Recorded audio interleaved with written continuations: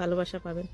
তো সবাই ভালো থাকবেন, সুস্থ থাকবেন। আমার কিন্তু আজকে অনেকটা মন খারাপ, কারণ ছোট্ট করে একটা গল্প বলি। আমার একটা ইউটিউব চ্যানেল আছে, হয়তো আপনারা কেউ জানেন না, আজকেই প্রথম বললাম। তো আমার চ্যানেলটা হচ্ছে মনি হয়ে গেছে অনেক আগেই, এখন হচ্ছে গুগল অ্যাপসেন্ট লেটার পাবো।